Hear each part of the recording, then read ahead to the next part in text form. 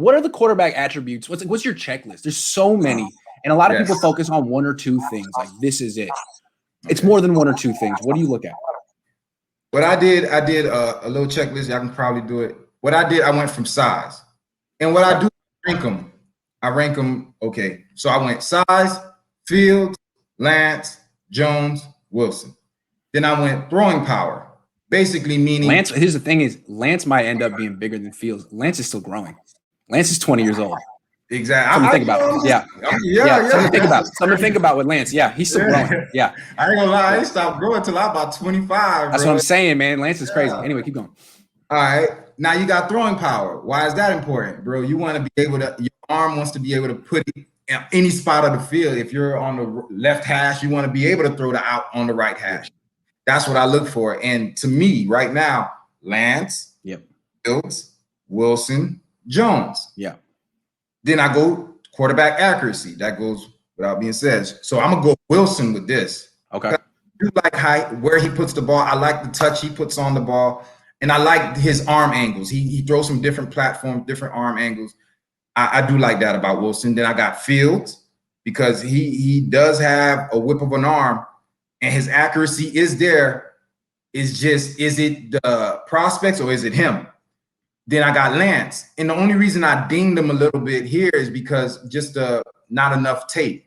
I didn't really see a lot of throws like dimes. I didn't really see a lot of dimes from Lance. Then you got Jones. I'm gonna ding him just because he's on a cheat code. Like he's on a team, bro. Like, all right. Then I go durability.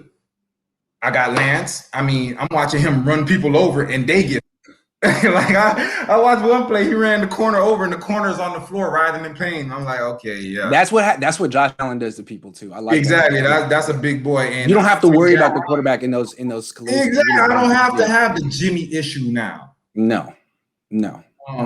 Fields, I put him there, but he had the rib issue, but will be the toughness that he came back and finished the game. Something that Jimmy wouldn't do. And he's definitely much bigger and stouter than Jones and Wilson. Yeah. What is he? 6'4", 230? Yeah. 4'4", that's a big boy. You know what I'm saying? Yeah. Then you got Jones, bro. And then Wilson is just 6'3", 215. He's the smallest of the eight. And he's had 2 surgeries, one on both legs. Yep. Yeah, that's concerning. Then you got awareness, pocket awareness. Yep. I give it to Jones just based off of the cheat code, but he was out of the 4. He sees it, lets it go. So I got to give it to Jones there. Wilson, I'll give him because for some reason when I watched him play, it's like he knew where everyone was on the field. Yep. To where Fields, it was like he only knew where 1 to 2 guys were. Agree. Not enough film on Lance to really make a judge. So I gave the awareness to Jones, Lance, Fields.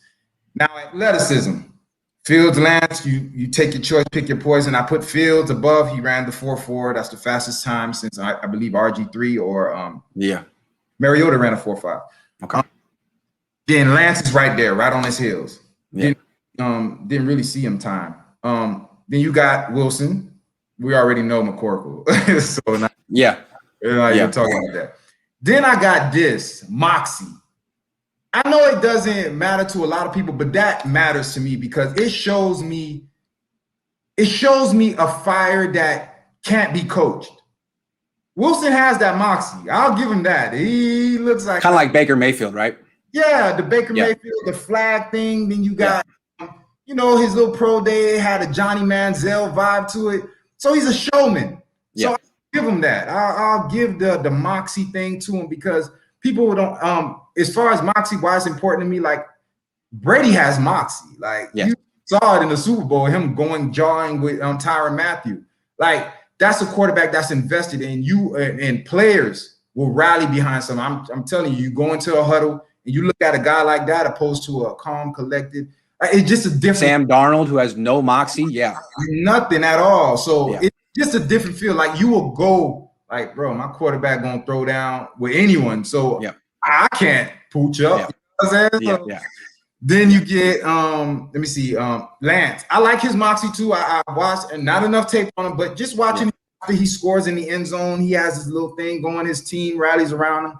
Didn't really see a lot of it from Fields. More of a quiet, reserved, lead by example guy. And Jones, again, cheat code. Jones gets discounted a lot because it's like a guy that you could have just picked off the street. Hey, come here. And that's what he looks like. Just a guy that Nick Saban picked up. Yep. Yeah. That's right. Then I got his demeanor, their demeanors under pressure. We've had one of the greats, Joe Montana. Look at Candy. Like, that's what you want. You want someone who's always in control at any aspect of the game. And to me, I'm gonna give that to Lance. Like, again, I've told you how he reacts when the pocket around him is collapsing. So under pressure, I didn't really see a lot of him, but his pro day, he just looked like an easygoing kid that people will rally around. So demeanor under pressure doesn't really look like he gets too high, too low about anything. Jones, I'll give him the under pressure thing because of the offense he played, and he just looks like he was in control of that offense. So remember, I'm just judging them off their college career. Then I got Wilson. Looked frazzled. A lot of his throws were outside the pocket. So that tells me that he's not comfortable. Like, he's not someone who's just going to sit there, shuffle in the pocket, move around. No, it breaks down. Out. He wants to get out.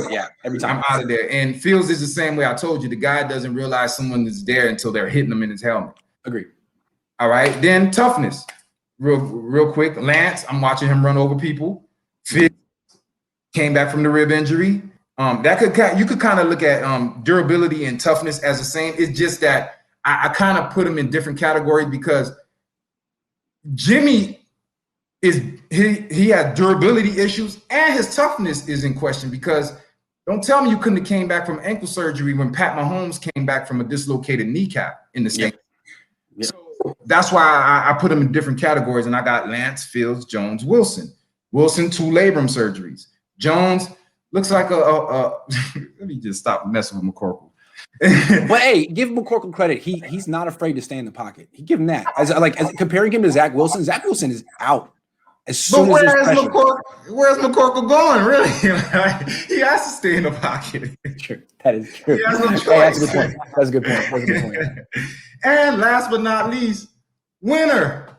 Yeah. Is he a winner? Like, does he win? Like, these things are important to me. That's why when Russell Wilson came out, I was a big Russell Wilson guy, because he won at every level, and he was supposed to go to baseball, but the guy just exudes winning. Mm-hmm. Has won. He's won for 2 consecutive years at a big school. He's a big winner. He's been in big clutch situations.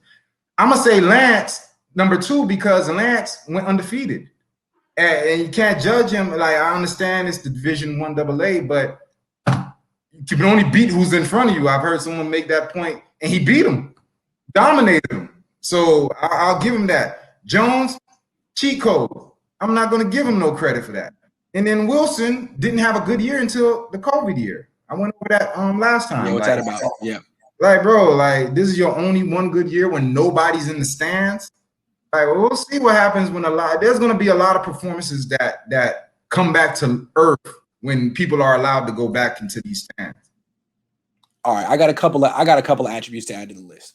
Rod Simmons, he says, how decisive. I'm big in decision making. Do you make good decisions? Do you make quick decisions, or do you hesitate? Because Jimmy Garoppolo is not a good decision maker, and he's never going to be a good decision maker. I don't think that's coachable. I think that's something that you have at a young age. And then finally, what he says here, does he improvise? That's part of decision making. Like you could follow the script really well and execute, but when things break down and it's on you to make a snap decision under pressure, that's part of decision making too. Do you just panic and throw the ball to the other team, or do you stay cool and make plays? That is a big thing for me. Too. Yeah, decision making. It's hard to quantify, but you know you see it. Yeah, I put that under awareness, because to me, I agree. The most aware, if you have awareness on the football field, that makes decisions. Yeah, it makes it a bit easier, bro. Like, because what I played a little quarterback, and my peripheral, like, people don't talk about, like, your peripheral vision has to be really, like, on the next level. Like, you could be looking at one side of the field, but you see this guy over here. Yes. But you have to see everything. Yeah. You got to see the whole thing in the if you have a panoramic view of the field, that's the best Like that's the ultimate for a quarterback. You don't want to have tunnel vision. You don't, because your job as a quarterback is to stare down that safety and move him. Yeah. And that's what I've noticed with Jimmy. Jimmy sit there, he moves, they move that way. Yep. I want to be able to manipulate him. And if my route is open there, I'll move him here because I can still see this guy over here. I've seen Tom Brady and Peyton Manning do it for years. They destroyed people doing that. So that's the on-field awareness to me is big. And I gave it to Jones, but really, like, the guy I'm intrigued to see is Lance. Is his field vision what I think it is? But I didn't have enough sample size to really judge it. That's the thing with Lance, like, bro, it's just his sample size. Everything else checks out. Yeah, everything. It does. Yeah, he's intriguing, but he's also scary. He can get you fired. Yes. Says Jimmy G at started training camp makes no sense, even if we go with someone not ready yet, like Lance. What sort of return do you think we get for him? I don't know, man. At this point, I think you just hold on to Jimmy G, bro. The devil you know is better than the one you don't, bro. So my thing is he's gotten you to a Super Bowl. When serviceable, bro, he makes plays. It's just he's Alex Smith, bro. Like, he's only gonna get you so far. Yeah, toes, bro. You're gonna need that Colin Kaepernick type of person to take you to that next level. We dragged Jimmy to a Super Bowl unwillingly. Yeah, he didn't want to go. He was trying to give that away in the first round. Desmond says 28 TDs to no interceptions. I don't care if he's throwing to you, Grant. That's impressive decision making. Is what we've been missing. Yep. He says this is what we've been missing at the quarterback position. Impressive decision making. Yeah, man. That's what Kyle Shanahan really hasn't had since Matt Ryan. Yeah, bro. So we'll see how much they. Here's the thing: when Kyle talks about quarterbacks, all they talk about is decision making. So I think he gets it that you need it, and they don't have it. I mean, even Nick Mullins, smart kid, makes some bad decisions on the field. It's not a question of smarts. It's all reactions. Last question, then we'll get out of here because I got to go to the wedding. Mike says, was there any possible trade partner in the top 10 when the Niners were at 12? I find it hard that there wasn't if the pick was Mac Jones. I don't know, man. They're going up for Trey Lance.